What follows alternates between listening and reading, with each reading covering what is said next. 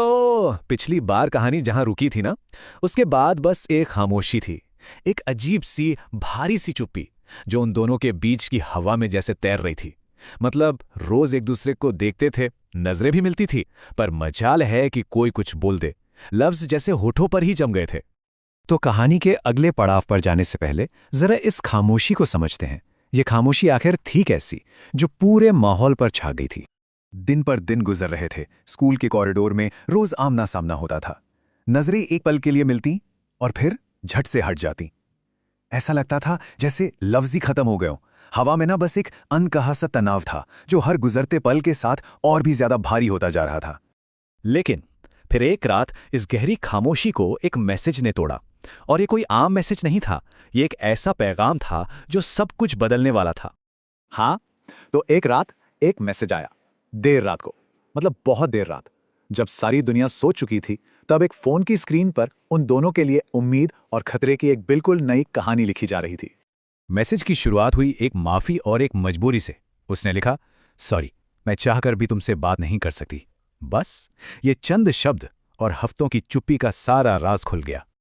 और वजह बहुत सीधी थी और खतरनाक भी। घर वालों ने फोन चेक करना शुरू कर दिया है। बस ये एक लाइन पढ़ते ही हालात की पूरी गंभीरता साफ हो गई। ये कोई मामूली नाराजगी नहीं थी, ये एक बहुत बड़ा जोखिम था। और फिर आई वो लाइन जिसने सब कुछ बदल कर रख दिया। पर मैं तुम्हें मिलना चाहती हूं, बस एक बार। क्या तुम कल मेरे घर आ सकते हो? ये सिर्फ एक सवाल नहीं था, ये एक दावत थी। एक ऐसा बुलावा जिसका अंजाम क्या होगा, कोई सोच भी नहीं सकता था। तो अब इस एक मैसेज ने एक अजीब सी कश्मकश पैदा कर दी थी। एक तरफ था साफ साफ खतरा और दूसरी तरफ उम्मीद की एक किरण। दिल और दिमाग के बीच समझ लीजिए एक जंग ही छिड़ गई थी। सारे खतरों और डर के शोर के बीच ना, दिमाग में बस एक ही आवाज गूंज रही थी, वो मुझसे मिलना चाहती है। हफ्तों की इस खामोशी के बाद ये एक ख्याल इतना बड़ा था कि इसके सामने बाकी सब कुछ बिल्कुल छोटा लग रहा था। और यहीं आकर मामला फंस गया। देखिए, एक तरफ दिमाग था जो चिल्ला चिल्ला कर कह रहा था ये खतरा है, अगर किसी को पता चल गया ना तो प्रॉब्लम बहुत ज्यादा बढ़ जाएगी। और दूसरी तरफ था दिल, जिसकी बस एक ही जिद थी, वो मिलना चाहती है।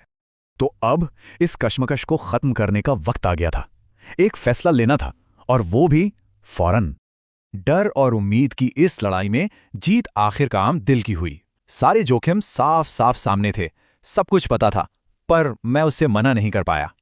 जवाब बहुत छोटा था, लेकिन उसका वजन बहुत ज्यादा था। फोन पर सिर्फ एक शब्द टाइप किया गया, आऊंगा।